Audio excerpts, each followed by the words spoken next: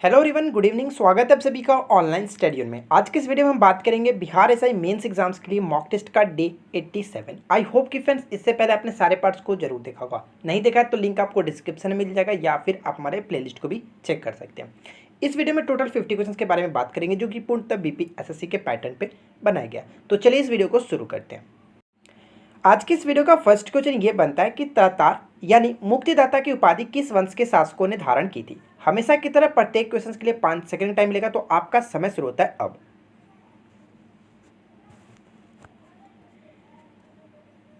तो बात करते हैं राइट आंसर का। Right answer will be option ए, शक। ठीक है फ्रेंड्स, शक जो वंश थे उन्होंने धारण किया था तातार की उपाधि। अब हम लोग बात करते हैं फ्रेंड्स शक से संबंधित कुछ इंपॉर्टेंट पॉइंट्स, जैसे कि शक वंश का जो सबसे प्रथम शासक था वो कौन था, तो मो था। आप इस चीज़ को भी याद रखेंगे, ठीक है। अब हम बात करें फ्रेंड्स ये कहाँ के निवासी थे, तो ऐसा माना जाता है कि जो शक थे वो मूलतः मध्य एशिया के निवासी थे जो कि चारागाह की खोज में भारत आए हुए थे।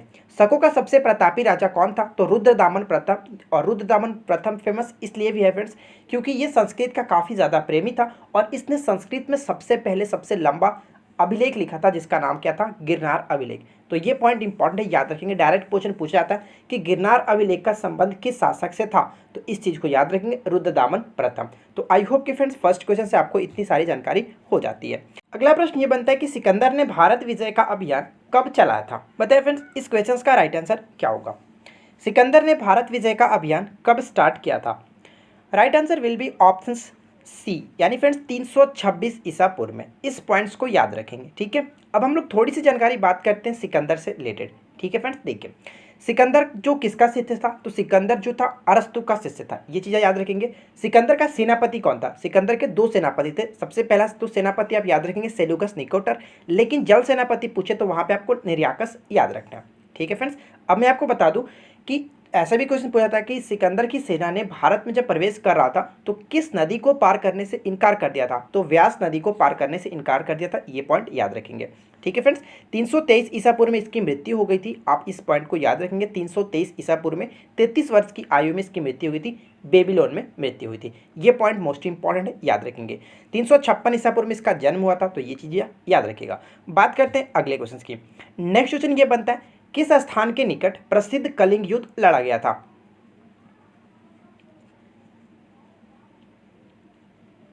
इस क्वेश्चन का करेक्ट आंसर होगा ऑप्शन नंबर बी, यानी फ्रेंड्स धौली। ध्यान रखेंगे धौली। अब ये धौली कहाँ पे पड़ता है, तो बात की जा रही है कलिंग युद्ध, तो कलिंग युद्ध कहाँ पे, यानी कि भुवनेश्वर में। क्लियर फ्रेंड्स, उड़ीसा की जो राजधानी है भुवनेश्वर के नज़दीक में ये पड़ता था। कलिंग का जो युद्ध हुआ था वो धौली के निकट हुआ था। और ये धौली क्यों फेमस है, तो मैं आपको बता दूं, जहां कलिंग के युद्ध के पश्चात जो सम्राट अशोक थे स्वयं को पश्चाताप की अग्नि में झुलसता हुआ इन्होंने महसूस किया था, और इसके बाद ही फ्रेंड्स इस पश्चाताप के बाद इन्होंने बौद्ध धर्म को स्वीकार कर लिया था। तो ये पॉइंट आप याद रखेंगे धौली। आगे बढ़ते हैं और नेक्स्ट क्वेश्चन देखिए क्या कह रहा है। मुगल काल में जजमानी प्रथा क्या थी। मुगल काल में जो जजमानी प्रथा थी वो क्या थी। इस क्वेश्चन का करेक्ट आंसर है ऑप्शन नंबर सी, यानी कि एक पारस्परिक व्यवस्था जो ग्रामीण भारत में किसानों तथा अन्य जो व्यावसायिक वर्ग थे उनके मध्य एक विद्यमान थी, ये एक प्रकार की प्रथा। तो याद रखेंगे जजमानी प्रथा। ऑप्शन सी राइट आंसर है। नेक्स्ट क्वेश्चन क्या बनता है कि संविधान की प्रस्तावना के संबंध में क्या सही है। तो बताइए फ्रेंड्स इनमें से जो कौन सी कथन जो है वो प्रस्तावना के संबंध में सही है। तो चलिए एक एक करके देखते हैं। सबसे पहला पॉइंट में क्या कह रहा है कि ये न्यायालय द्वारा परिवर्तनीय है। परिवर्तन यहाँ पे लिखा है कि न्यायालय द्वारा परिवर्तनीय नहीं है। तो मैं आपको बता दूं फ्रेंड्स ये बात बिल्कुल करेक्ट कही गई है कि ये न्यायालय द्वारा परिवर्तनीय नहीं है। यूनियन ऑफ इंडिया बनाम मदन गोपाल 1957 में ये निर्णय लिया गया था कि ये न्यायालय द्वारा परिवर्तनीय नहीं है। लेकिन एक चीज़ याद रखेंगे, इसे कार्यपालिका द्वारा परिवर्तनीय माना जाता है, किया गया। क्लियर। सेकंड पॉइंट में अगर बात करें तो सर्वोच्च न्यायालय के निर्णय के अनुसार यह संविधान का भाग नहीं है। देखिए फ्रेंड्स बेरुबाड़ी जो बनाम हुआ था बेरुबाड़ी वाद में, उसमें सुप्रीम कोर्ट ने कहा था कि प्रस्तावना को संविधान का अंग नहीं माना था। ठीक है, संविधान का अंग नहीं माना था, इसलिए ये भी कहा था कि विधायिका जो कि संशोधन नहीं कर सकती है। लेकिन बाद में केशवानंद भारती बनाम 1973 में ये बात कही गई कि संविधान जो है वो प्रस्तावना जो है वो संविधान का भाग है। ये चीज़ याद रखेंगे। क्लियर। तो ये कह सकते कि ये पॉइंट गलत हो जाता है। क्यों गलत होता है, क्योंकि बाद में इसको मान लिया गया। क्लियर। थर्ड पॉइंट में क्या कह रहा है कि इसमें 2 बार संशोधन किए गए, 2 बार संशोधन नहीं किया गया, सिर्फ और सिर्फ प्रस्तावना में एक ही बार संशोधन किया गया, और वो कब किया गया, तो 42वें संविधान संशोधन 1976 के द्वारा किया गया था। क्लियर। तो यहाँ पे देखें उपरोक्त सभी कथन सही है, तो ये तो ऑलरेडी नहीं हुआ। यहाँ पे देख सकते हैं फ्रेंड्स, सिर्फ और सिर्फ ऑप्शन ए यहाँ पे सही हो जाता है, तो ये चीज़ आप याद रखेंगे, ऑप्शन ए राइट आंसर है। नेक्स्ट क्वेश्चन क्या बनता है कि निम्नलिखित में कौन सा सही सुमेलित नहीं है, तो बताना है इनमें से कौन सही सुमेलित नहीं है। तो चलिए एक एक करके देखते हैं। यहाँ पे हमें मिलान किसे कर रहे हैं, बौद्ध संगीति से और किनके शासनकाल में हुआ था। तो प्रथम बौद्ध संगीति के जो शासनकाल में हुआ था वो अजातशत्रु के शासनकाल में हुआ था, बिल्कुल करेक्ट है, इसमें कोई दिक्कत नहीं। द्वितीय बौद्ध संगीति जो होता है वो कालाशोक के शासनकाल में हुआ था, न कि अशोक के। तो यहाँ पे हम कह सकते हैं कि ऑप्शन बी हमारा गलत है और राइट आंसर हम बी को टिक करेंगे, ठीक है। तृतीय जो बौद्ध संगीत हुआ था फ्रेंड्स किसके शासनकाल में हुआ था, तृतीय बौद्ध संगीति जो हुआ था वो अशोक में हुआ था, ये पॉइंट आप याद रखिएगा। और बात करें फोर्थ, तो फोर्थ बौद्ध संगीति का जो किसके शासनकाल, तो कनिष्क के शासनकाल में हुआ था। क्लियर। तो ये चारों पॉइंट्स मोस्ट इंपॉर्टेंट है, याद रखेंगे। बात करते हैं नेक्स्ट क्वेश्चन की। अगला प्रश्न देखिए क्या कह रहा है, सूची 1 का सूची 2 के साथ मिलान करना है, तो किसके साथ, सम्राट और उनके मकबरा के साथ मिलान करना है। तो बताइए कौन किसके साथ सही तरीके से मैच होगा। तो चलिए एक एक करके मैच कराते हैं। सबसे पहला पॉइंट इसमें बाबर दिया गया, बाबर को क्या कबूल थी फ्रेंड्स, बाबर को जीत कबूल थी, यानी ये कह सकते हैं कि बाबर का जो मकबरा वो कहाँ पे, काबुल में। तो फर्स्ट का थर्ड के साथ कहाँ पे मैच हो रहा है, ऑप्शन सिर्फ और सिर्फ एक ही है जो कि मैच कर रहा है, इसलिए राइट आंसर सी को टिक करेंगे। आगे देख लेते हैं, अकबर का जो मकबरा पड़ता है सिकंदराबाद, जो कि आगरा के नज़दीकी पड़ता है, तो यानी कि बी का डी के साथ मैच होना चाहिए, बी का यहाँ पे देखिए बी का डी के साथ मैच हो रहा है, बिल्कुल करेक्ट है। उसके बाद जहांगीर के बारे में बात करें तो जहांगीर यानी कि जहांगीर लाहौर में, बिल्कुल करेक्ट है, जला अपने लोगों ने याद कर रखा है। तो सी का देखिए फर्स्ट के साथ, सी का फर्स्ट के साथ। शाहजहाँ का मकबरा अकबरा में पड़ता है, आगरा में पड़ता है, तो डी का फर्स्ट के साथ, तो डी का सेकंड के साथ, तो बिल्कुल करेक्ट है। इसलिए कह सकते हैं ऑप्शन सी हमारा यहाँ पे बहुत अच्छे तरीके से करेक्ट मैच किया गया।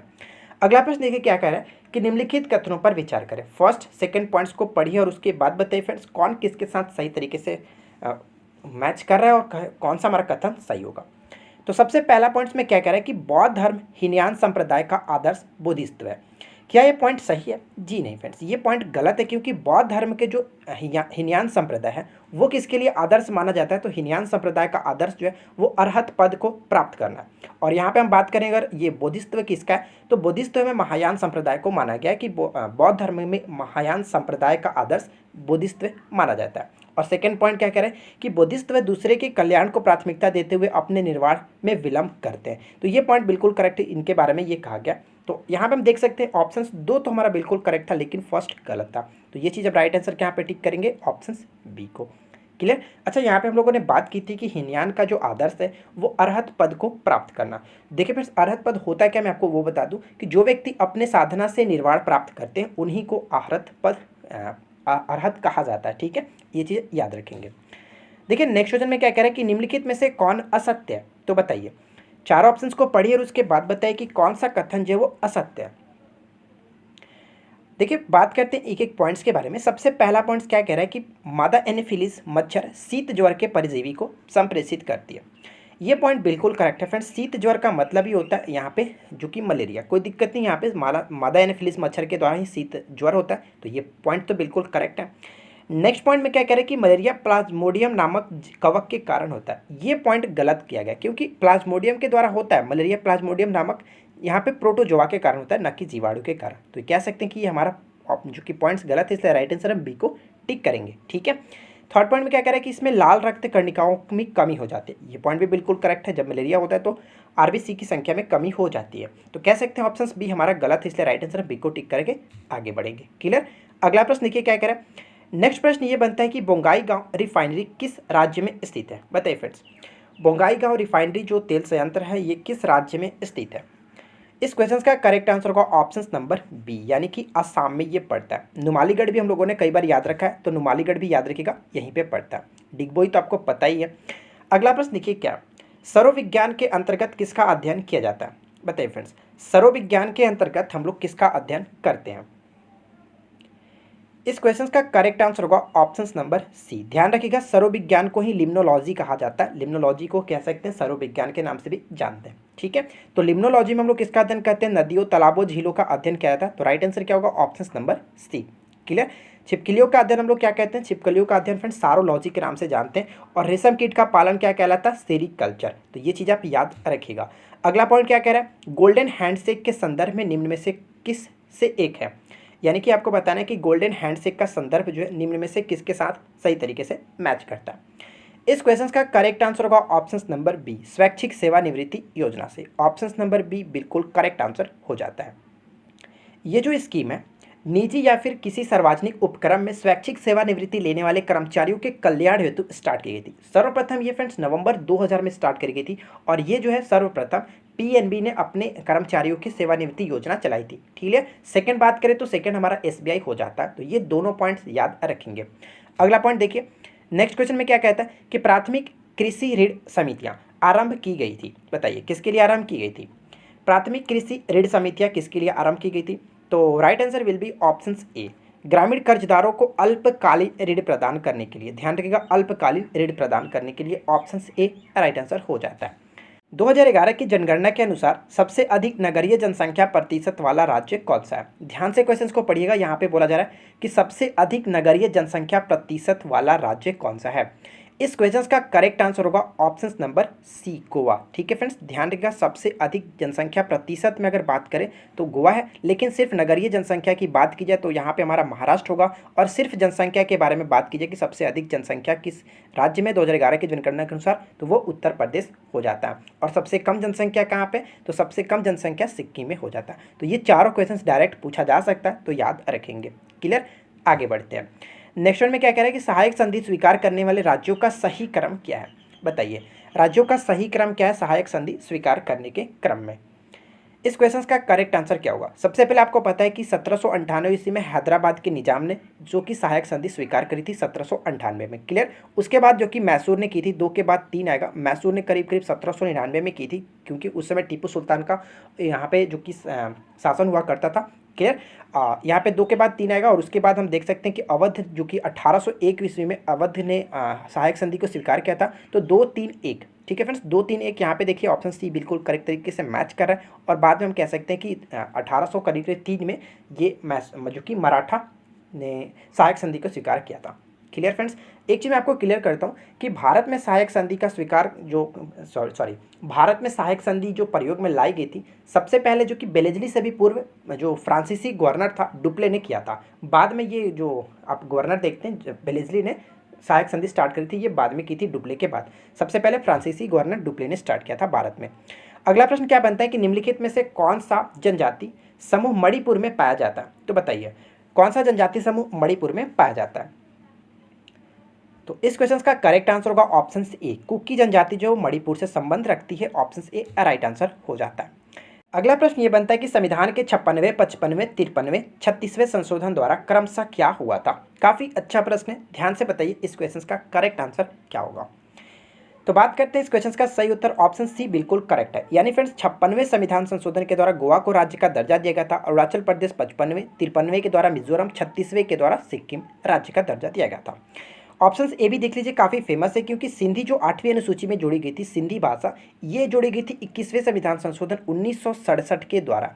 क्लियर, लेकिन नेपाली, मणिपुरी और कोंकणी जो भाषा, ये 71वें संविधान संशोधन 1992 के द्वारा जोड़ी गई थी 8वीं अनुसूची में।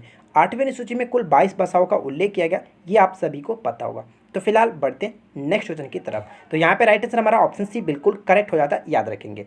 निम्नलिखित में से किसे सेनिया यानी कि नियमित और अस्थायी सेना रखने वाला कहा गया है?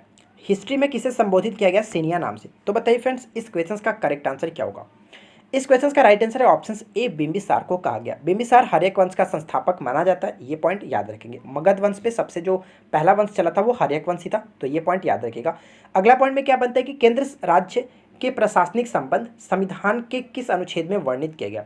हम लोगों ने 2 दिन पहले ही एक मैंने वीडियो बनाया था जिसमें आपको मोस्ट टॉप 30 जो आर्टिकल थे वो मैंने आपको कंप्लीट करा था। अगर आपने उस वीडियो को नहीं देखा तो जरूर देख लीजिएगा, लिंक आपको डिस्क्रिप्शन में मिल जाएगा। उसमें मैंने आपको बताया था फ्रेंड्स इस क्वेश्चन का करेक्ट आंसर क्या है? ऑप्शन नंबर ए, 256 से 263 के अंतर्गत केंद्र राज्य के प्रशासनिक संबंध के बारे में बात कही गई है।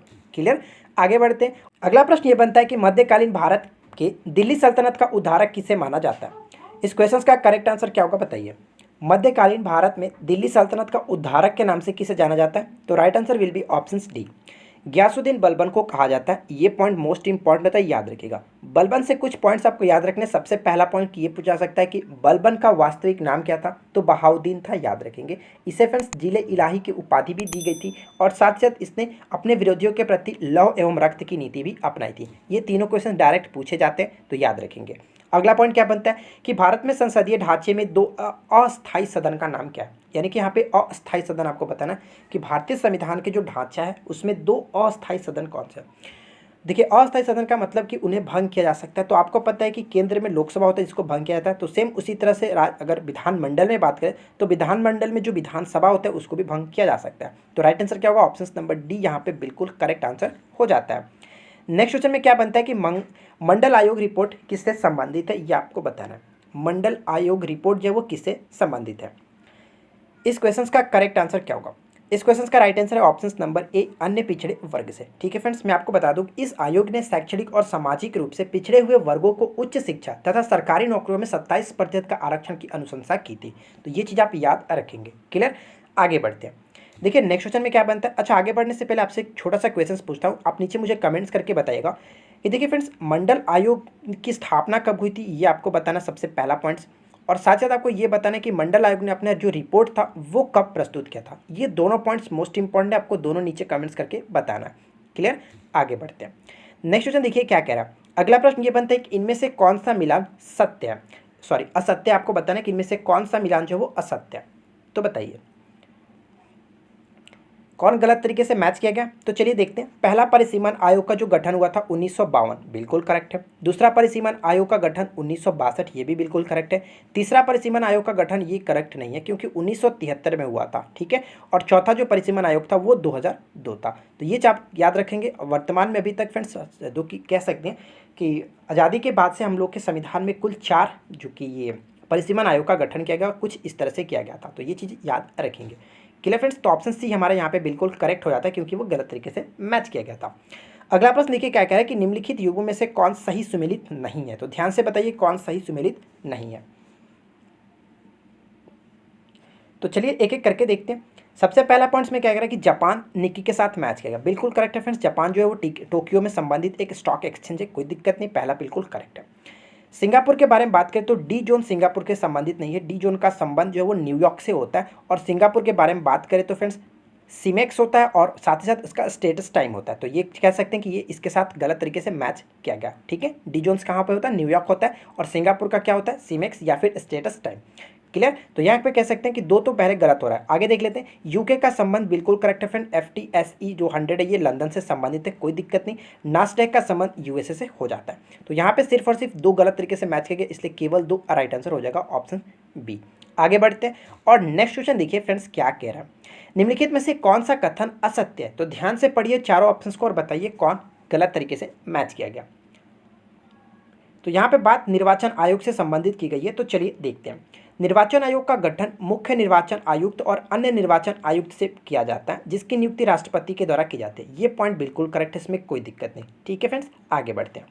सेकंड पॉइंट में क्या कह रहा है कि भारत निर्वाचन आयोग की स्थापना 25 जनवरी 1950 को की गई थी और यह एक स्थायी संवैधानिक निकाय है। ये पॉइंट भी बिल्कुल करेक्ट है, इसमें भी कोई दिक्कत नहीं। ध्यान रखिएगा, इसकी स्थापना ये की गई थी और ये एक प्रकार के स्थायी संवैधानिक निकाय है। थर्ड पॉइंट में क्या बनता है कि मुख्य चुनाव आयुक्त का कार्यकाल 6 वर्ष या फिर 62 वर्ष की आयु तक होता है। यहाँ पे बात किसकी की जाती है, मुख्य चुनाव आयुक्त की। तो यहाँ पे क्या होना चाहिए था, 65 होना चाहिए था, क्योंकि फ्रेंड्स अन्य सूचना आयुक्त जो थी उनका होता है 62 वर्ष, लेकिन जो मुख्य सूचना आयुक्त होते हैं उनका होता है कितना, सॉरी सूचना मुख्य चुनाव आयुक्त जो होता है उनके होता है 65 वर्ष। तो ये चीज़ आप याद रखेंगे। क्लियर, जो भी पहले आयु पूरा होता है उसको हटा दिया जाता है। तो ये चीज़ याद रखेंगे। यहाँ पे हमारा ऑप्शन सी गलत असत्य था, तो सी हम कह सकते हैं कि गलत तरीके से मैच किया गया। क्लियर फ्रेंड्स, तो राइट आंसर हमारा सी यहाँ पे करेक्ट हो जाता है। ऑप्शन डी को भी देख लीजिए। पहले चुनाव आयोग जो था एक सदस्यीय आयोग था, लेकिन इसको 1993 में 3 सदस्यीय आयोग बनाया गया था। बिल्कुल करेक्ट है। एक मुख्य सूचना नहीं यार, मुख्य चुनाव आयुक्त होते और 2 अन्य आयोग होते, दो अन्य आयुक्त होते हैं। तो ये चीज़ आप याद रखेंगे। तो ये कह सकते हैं कि ऑप्शन सी हमारे यहाँ पे गलत तरीके से मैच किया, तो राइट आंसर आपका हो जाएगा ऑप्शन सी। क्लियर, आगे बढ़ते हैं। देखिए नेक्स्ट वन में क्या कह रहा है कि निम्नलिखित कथनों पर विचार करें। यानी फ्रेंड्स फर्स्ट और सेकंड पॉइंट्स को पढ़िए और उसके बाद बताइए कि करेक्ट आंसर क्या होगा। तो चलिए एक एक करके देखते हैं। पहला पॉइंट में कह रहा है कि भारत में आज़ादी के बाद से अभी तक 3 बार अवमूल्यन हुआ। आपको बिल्कुल सही से बता दो फ्रेंड्स कि अवमूल्यन जो हुआ था वो भारत में 3 बार हुआ। एग्जैक्ट ये बिल्कुल पॉइंट्स करेक्ट है, इसमें कोई दिक्कत नहीं। तो कब कब हुआ ये आपको याद रखना है। तो पहला हुआ था 1949 में, याद रखिएगा। पहला 1949 में, दूसरा 1966 में और तीसरा जो हुआ था 1991 में। ये 3 बार अवमूल्यन किया गया। क्लियर फ्रेंड्स, ये चीज़ याद रखिएगा। अगर बात करें सेकंड ऑप्शन की, तो सेकंड ऑप्शन देखिए क्या कह रहा है कि अवमूल्यन होने से आयात में वृद्धि और निर्यात में कमी होता है। क्या ये पॉइंट करेक्ट है? पहला ऑप्शन तो करेक्ट था, कोई दिक्कत नहीं था, लेकिन सेकंड ऑप्शन गलत है। क्यों गलत है? क्योंकि आयात में कमी होता है लेकिन निर्यात में वृद्धि होता है। जस्ट इसका अपोजिट यहाँ पे होना चाहिए था। क्लियर फ्रेंड्स, आपको ये पता होनी चाहिए, मोस्ट इंपॉर्टेंट पॉइंट हो जाता है, याद रखिएगा। तो यहाँ पे ये कह सकते हैं कि बिल्कुल ऑप्शन ए करेक्ट था, इसलिए ऑप्शन ए यानी कि ए को टिक करके आगे बढ़ेंगे। क्लियर, आगे देखते हैं। अगला प्रश्न ये बनता है कि निम्नलिखित में से कौन सा अंग श्वसन तंत्र का भाग नहीं है। तो बताइए फ्रेंड्स, कौन सा अंग इसमें श्वसन तंत्र का भाग नहीं है। तो इस क्वेश्चन का करेक्ट आंसर होगा ऑप्शन नंबर बी, यानी कि जो यकृत होता है, लिवर जो होता है, वो एक पाचन तंत्र का भाग होता है, न कि श्वसन तंत्र का। ऑप्शन नंबर बी को हम टिक करके आगे बढ़ेंगे। क्लियर, नेक्स्ट क्वेश्चन देखिए क्या कह रहा है। अगला प्रश्न यह बनता है कि किसके द्वारा बंगाल और बिहार का अस्थायी बंदोबस्त, यानी कि इसको एक और नाम से जानते हैं जिसको इस्तेमारी बंदोबस्त यानी कि परमानेंट सेटलमेंट के नाम से जानते हैं, शुरू किया गया था। किसके द्वारा शुरू किया गया था, आपको ये बताना है।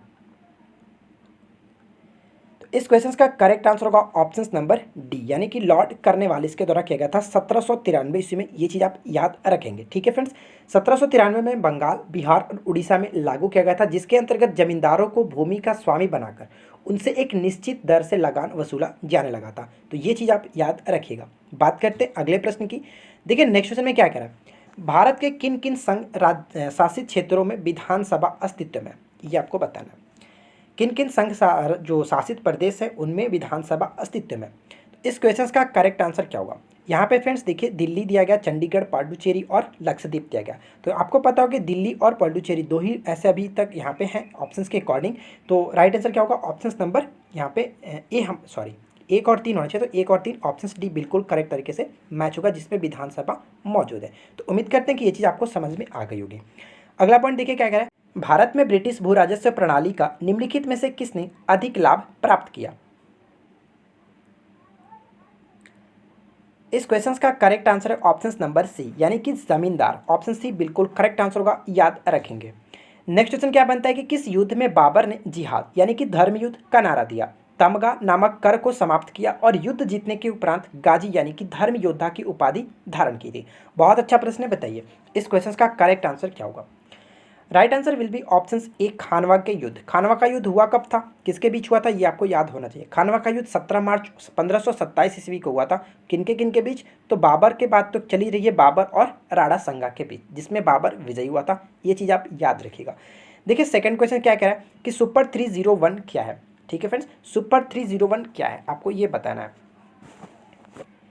इस क्वेश्चन का करेक्ट आंसर है ऑप्शन नंबर सी, अमेरिकी व्यापार कानून की वह धारा है जो कि उन्हें अपने आयात पर उच्च सीमा शुल्क लगाने की शक्ति देती है। Option C will be correct answer, याद रखेंगे। अगला प्रश्न यह बनता है कि संविधान के किस अनुच्छेद में यह व्यवस्था किया गया है कि प्रत्येक राज्य शिक्षा के प्राथमिक स्तर पर मातृभाषा में शिक्षा की पर्याप्त सुविधाओं का उपलब्ध कराने का प्रयास करेगा। इस क्वेश्चन का राइट आंसर क्या होगा, किस अनुच्छेद में ये बात कही गई है। इस क्वेश्चन का करेक्ट आंसर होगा ऑप्शन नंबर सी, यानी फ्रेंड्स ऑप्शन सी, यानी कि 350 के फर्स्ट में ये बात कही गई है। क्या कही गई कि प्राथमिक स्तर पर मातृभाषा में शिक्षा देना इसमें इंक्लूड किया गया। अगर बात करें कि 351 किससे संबंधित है, तो हिंदी को प्रोत्साहन देना इसके अंतर्गत रखा जाता है। और अगर बात करें कि 51 किससे संबंधित है, तो आप याद रखेंगे 51 का संबंध अंतर्राष्ट्रीय शक्ति और सुरक्षा की अभिवृद्धि से हो जाता है। क्लियर, आगे बढ़ते हैं। नेक्स्ट क्वेश्चन देखिए क्या कह रहा है। अगला प्रश्न ये बनता है कि शाकनाशी ऐसे रासायनिक द्रव्य होते हैं जो खालिस्तान का नियंत्रण करते हैं। बताइए इस क्वेश्चन का राइट आंसर क्या होगा। शाकनाशी ऐसे रासायनिक द्रव्य होते हैं जो खालिस्तान का नियंत्रण करते हैं। किसका नियंत्रण करते हैं, तो इस क्वेश्चन का करेक्ट आंसर है ऑप्शन नंबर बी, यानी फ्रेंड्स अपतृण। अपतृण का मतलब क्या होता है, खरपतवार। ठीक है, खरपतवार, इसको हिंदी में कह सकते हैं खरपतवार। और इसका एग्जाम्पल के थ्रू पे आप देख सकते हैं 2,4-D एक आता है, जिसको हम कह सकते हैं ये खरपतवार नाशी के रूप में यूज़ किया जाता है। ये डायरेक्ट पूछा जाता है कि 2,4-D क्या होता है, तो आप इसको याद रखेंगे। 2,4-D जो होता है वो एक खरपतवार नाशी होता है। अगला प्रश्न में क्या कह रहा है कि नाइट्रोजन फिक्सिंग जीवाणु सामान्यतः पाए जाते हैं। बताइए फ्रेंड्स इस क्वेश्चन का राइट आंसर क्या होगा। नाइट्रोजन फिक्सिंग जीवाणु सामान्यतः पाए जाते हैं।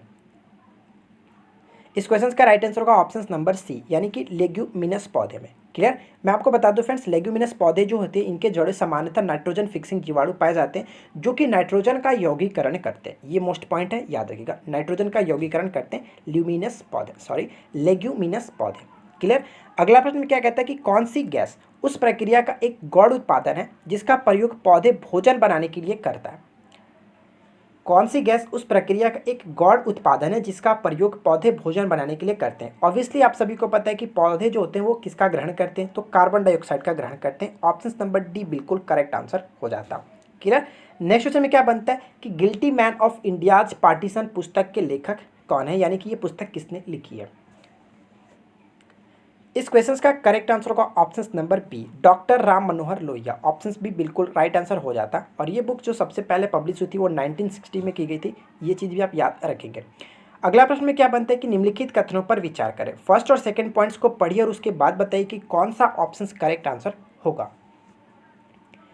देखिए फ्रेंड्स, यहाँ पे दो क्वेश्चन आपको याद रखने, काफ़ी अच्छे तरीके से क्वेश्चन डायरेक्ट पूछा भी जाता है कि अल्फा जो किरण होता है जिसकी वेदन क्षमता सबसे अधिक होती है, क्या ये पॉइंट करेक्ट है। जी नहीं फ्रेंड्स, ये पॉइंट बिल्कुल गलत है, क्योंकि अल्फा किरण की जो वेदन क्षमता नहीं, इसकी आयनन क्षमता अधिक होती है। मैंने एक बार आपको बताया था अ से अल्फा और अ से आयनन क्षमता दोनों में आपको याद रखना है। सेम उसी तरह से अगर बात करें कि गामा किरण की जो आयनन क्षमता सबसे अधिक होती है, तो ये गलत है, क्योंकि ये इसके साथ होना चाहिए था और ये इसके साथ होना चाहिए था। गामा किरण की वेदन क्षमता सबसे अधिक होती है और अल्फा किरण की आयनन क्षमता सबसे अधिक होती है। तो यहाँ पर हमसे पूछा कि कौन सा कथन सही है, तो कह सकते हैं कि ऑप्शन डी होगा, क्योंकि ना ही 1 और ना ही 2, दोनों में से दोनों कथन गलत है। ऑप्शन डी को टिक करेंगे। क्लियर। आगे बढ़ते हैं और नेक्स्ट देखिए क्या है, कोटोपैक्सी कहाँ स्थित है। आपको बताया फ्रेंड्स कोटोपैक्सी कहाँ पर स्थित है। इस क्वेश्चन का करेक्ट आंसर होगा ऑप्शन नंबर ए, दक्षिण जो अमेरिका है वहाँ का एक देश है इक्वाडोर। क्लियर। तो आपको ये बताना है फ्रेंड्स नीचे कमेंट्स करके कि इक्वाडोर की राजधानी क्या होती है। क्लियर। अब मैं आपको बता दूँ कोटोपैक्सी क्यों फेमस है, तो कोटोपैक्सी दुनिया के सबसे ऊंचाई पर स्थित ज्वालामुखी है। क्लियर। इक्वाडोर की राजधानी आप नीचे मुझे कमेंट्स करके बताइएगा। अगला पॉइंट ये देखिए क्या बनता है कि निम्नलिखित में से किसे सफ़ेद कोयला भी कहा जाता है। सफ़ेद कोयला की संज्ञा किसे दी गई है।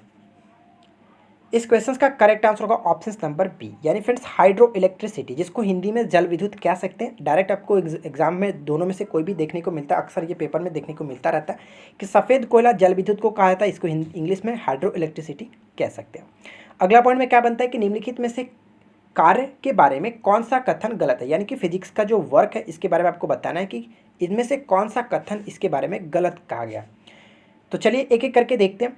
सबसे पहला पॉइंट में ये कह रहा है कि यदि विस्थापन शून्य तो कार्य शून्य होगा। तो इसके लिए हमें फॉर्मूला इसका यूज़ करना पड़ेगा, जो होता क्या, वर्क इक्वल टू होता क्या फ्रेंड्स, बल गुने विस्थापन, यानी कि F गुने S। डिस्प्लेसमेंट को F से डिनोट किया जाता है। अगर अब ये बोल रहा है कि अगर विस्थापन शून्य है तो विस्थापन को अगर हम जीरो करते हैं तो डेफिनेटली अब देखिए गुना में है तो ये करेंगे तो ये ऑब्वियसली कि जीरो के बराबर हो जाएगा। तो ये कह सकते हैं पहला पॉइंट तो बिल्कुल करेक्ट है, कोई दिक्कत नहीं होता। इसकी जो यूनिट होता है इसका इकाई होता है जूल होता है, ये भी करेक्ट है। यह एक वेक्टर मात्रा, यहाँ पे ये पॉइंट गलत किया गया, क्योंकि आपको पता है फ्रेंड्स कार्य एक अदिश राशि है, तो ये कैसे कह सकते हैं कि वेक्टर है। तो राइट आंसर में क्या होगा, ऑप्शन नंबर सी बिल्कुल करेक्ट होता है, क्योंकि कथन हमें बताना था कि कौन सा गलत है। तो राइट आंसर हम सी को टिक करेंगे। क्लियर। आगे बढ़ते हैं। देखिए नेक्स्ट क्वेश्चन में क्या कह रहा है। अगला प्रश्न ये बनता है कि निम्नलिखित में से कौन सा युग्म एक दूसरे से मेल खाता है। तो बताइए यहाँ पे मैच किया गया, तो कौन किसके साथ सही तरीके से मैच किया गया ये आपको बताना है। तो चलिए एक एक करके देखते हैं। पहला मैच किया गया मोतियाबिंद का थायराइड ग्रंथि के साथ। ये पॉइंट तो गलत है, क्योंकि मोतियाबिंद का संबंध आंख से होता है, न कि थायराइड ग्रंथि से। क्लियर। पीलिया रोग का बिल्कुल करेक्ट है फ्रेंड्स, पीलिया यकृत को प्रभावित करता है, तो यहाँ पे राइट होता है। टाइफाइड अगर बात करें तो टाइफाइड जो है कि हमारे आंत को प्रभावित करता है, न कि फेफड़े को। न्यूमोनिया की बारे में बात करें तो न्यूमोनिया आप मुझे नीचे कमेंट्स करके बताइए कि न्यूमोनिया जो है वो किससे, यानी कि न्यूमोनिया से हमारे शरीर का कौन सा अंग प्रभावित होता है। क्लियर। आगे बढ़ते हैं। नेक्स्ट क्वेश्चन देखिए क्या कह रहा है। अगला प्रश्न ये बनता है कि माछ कहाँ का लोक नृत्य है। माछ जो वो कहाँ का लोक नृत्य है। इस क्वेश्चन का करेक्ट आंसर है option number D, Madhya Pradesh. ठीक है फ्रेंड्स, माछ जो है लोक नृत्य मध्य प्रदेश का, ऑप्शन डी करेक्ट आंसर हो जाता है। अगला प्रश्न में क्या बनता है कि दमन गंगा किस नदी का प्राचीन नाम है। बताइए दमन गंगा किस नदी का प्राचीन नाम है। इस क्वेश्चन का राइट आंसर क्या होगा। इसका करेक्ट आंसर है ऑप्शन नंबर डी, यानी फिर इनमें से कोई नहीं। ध्यान से सुनिएगा जो मैं आपको बताता हूँ। जो दमन गंगा है ये दमन व दीव की प्रमुख नदी है, जो कि पश्चिमी घाट से निकल करके महाराष्ट्र, गुजरात से प्रभावित होते हुए फ्रेंड्स ये अरब सागर में गिरती है। तो यहाँ पे हम कह सकते हैं कि ऑप्शंस के अकॉर्डिंग कोई भी सही तरीके से मैच नहीं कर रहा था। किसका प्राचीन नाम था, तो हम कैसे कह सकते थे, ये तो दमन दीव की एक प्रमुख नदी थी। तो ऑप्शन नंबर डी यहाँ पे बिल्कुल करेक्ट आंसर हो जाता है, याद रखिएगा। अगला प्रश्न में क्या बनता है कि भूमि और भवनों पर कर भारत के संविधान में जो कि 7वीं सूची में दी गई है। तो आपको बताना है कि ये किससे संबंधित है। यानी 7वीं अनुसूची में जो 3 प्रकार की सूचियाँ दी गई हैं, संघ, समवर्ती और आपका ये राज्य, तो ये किसके साथ संबंध होगा, भूमि और भवन पर कर। तो राइट आंसर होगा ऑप्शन नंबर बी, राज्य से संबंध होता है, राज्य सूची से संबंध रखता है। अगला पॉइंट में क्या बनता है कि भारतीय संविधान के किस अनुच्छेद में लोकसभा के अध्यक्ष और उपाध्यक्ष यानी कि स्पीकर और डिप्टी स्पीकर के पदों का उल्लेख किया गया।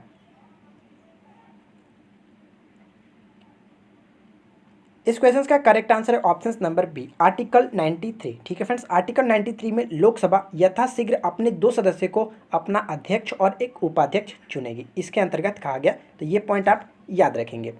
नेक्स्ट वन में क्या बनता है कि दूध श्रवण के आरंभिक दिनों में माता द्वारा स्रावित पीला तरल कोलेस्ट्रम नवजात में प्रतिरक्षा प्रदान करने के लिए अत्यंत आवश्यक है, क्योंकि इसमें होता है, बताइए इसमें होता क्या है। इस क्वेश्चन का राइट आंसर होगा option number D friends, immunoglobulin A, जिसको शॉर्ट में IgA कहा जाता है। क्लियर, ये पॉइंट आप याद रखेंगे। यहाँ पे मैं आपको बता दूं, कोलेस्ट्रम जो होता है वो पीला पतला दूध होता है, जो कि बच्चे के जन्म के बाद कुछ दिनों के लिए पहले स्रावित होता है। कोलेस्ट्रम जो होता है वो नवजात शिशुओं में प्रतिरोधक क्षमता बढ़ाता है। ऐसे में ये जैसे कि बच्चे से संबंधित जो गले में जो श्लेष्मा झिल्ली होती है उसको, और फेफड़े और आंतों को सुरक्षा प्रदान करता है। तो ये पॉइंट मोस्ट इंपॉर्टेंट है, याद रखिएगा, इम्यूनोग्लोबुलिन ए। अगला पॉइंट में क्या बनता है कि समतल की अपेक्षा पहाड़ों पर सांस लेना क्यों कठिन होता है। इस क्वेश्चन का करेक्ट आंसर होगा ऑप्शन नंबर ए, यानी कि ऊंचाई के बढ़ने पर वायुमंडलीय जो दाब होता है वो घट जाता है और ऑक्सीजन की आवश्यकता बढ़ जाती है। इस वजह से क्या होता है, सांस लेने में प्रॉब्लम होती है। ऑप्शन ए करेक्ट आंसर हो जाता है। नेक्स्ट क्वेश्चन क्या बनता है कि शिव भोजन थाली योजना किस राज्य की सरकार ने लॉन्च किया। काफ़ी चर्चा में था ये क्वेश्चन, बताइए शिव भोजन थाली योजना किस राज्य से संबंध रखता है। इस क्वेश्चन का करेक्ट आंसर होगा ऑप्शन नंबर ए, महाराष्ट्र। ठीक है फ्रेंड्स, मैं आपको बता दूं कि इस योजना के अंतर्गत 10 रुपये प्रति थाली के हिसाब से प्रत्येक मजदूर को, जितने भी गरीब लोग हैं उनको क्या करना था कि सस्ता भोजन मुहैया कराने के लिए इस योजना को स्टार्ट करे गए थे। अब आपके लिए एक छोटा सा क्वेश्चन मैं पूछता हूँ, इसी योजना के सेम टू सेम इसी तरह से रिलेटेड किस राज्य ने स्टार्ट करी गई थी, आपको ये बताना। ठीक है फ्रेंड्स, आपको ये बताना कि सेम टू सेम इसी तरह की एक और योजना स्टार्ट करी गई थी 10 रुपये के हिसाब से, वो भी उस योजना के अंतर्गत भी, जो कि गरीबों को भोजन, मजदूरों को भोजन उपलब्ध कराना था। तो बताइएगा नीचे कमेंट्स करके किसने स्टार्ट करी थी। फिलहाल बात करते हैं अगला प्रश्न, माई एनकाउंटर्स इन पार्लियामेंट पुस्तक किसने लिखी है। कल की वीडियो में आपको एक पुस्तक से रिलेटेड क्वेश्चंस बताए थे, करीब करीब 10 बुक आपके साथ शेयर किया था, उसी बुक में से एक क्वेश्चन है। तो बताइए इस क्वेश्चन का करेक्ट आंसर क्या होगा। अगर आपने वो वीडियो नहीं देखी तो लिंक आपको डिस्क्रिप्शन में मिलेगा, या फिर आप हमारे प्लेलिस्ट में चेक कर सकते हैं। देखिए, माई एनकाउंटर्स इन पार्लियामेंट पुस्तक के लेखक है भालचंद्र मुंगेकर। ऑप्शन ए बिल्कुल करेक्ट आंसर हो जाता है। ठीक है फ्रेंड्स, अगर बात करें बाकी ऑप्शंस के बारे में तो हम लोगों ने बात किया था, अमित शाह जी ने हाल ही में एक पुस्तक रिलीज किया था जिसका नाम क्या था, कर्मयोद्धा ग्रंथ, जो कि ये मोदी जी के ऊपर लिखी गई थी। ठीक है, सविता छाबड़ा जी की जो पुस्तक थी उस हम लोगों ने क्या देखा था, लिगेसी ऑफ लर्निंग। ठीक है फ्रेंड्स, लिगेसी ऑफ लर्निंग, इसमें क्या था कि भगवत गीता का काफ़ी अच्छे तरीके से निचोड़ करके बहुत ही सरल भाषा में समझाया गया था। मलाला यूसुफजई की कौन सी पुस्तक के बारे में हम लोगों ने देखा था, वी आर डिस्प्लेस्ड, काफ़ी फेमस बुक है, याद रखिएगा। क्लियर फ्रेंड्स, तो आज की इस वीडियो में हम लोगों ने 50 क्वेश्चन काफ़ी अच्छे तरीके से कंप्लीट किया। नीचे कमेंट्स करके बताइए कि आपकी आउट ऑफ 50 से स्कोरिंग क्या रही। वीडियो पसंद आया तो वीडियो को लाइक कीजिए, अपने दोस्तों के साथ शेयर कीजिए, और इसी प्रकार की और वीडियो को देखने के लिए आप हमारे चैनल को सब्सक्राइब करके नोटिफिकेशन बिल को ऑन कर सकते हैं। हम मिलते हैं आपके साथ नेक्स्ट वीडियो में किसी नए टॉपिक के साथ। Thanks for watching, keep learning, have a good day.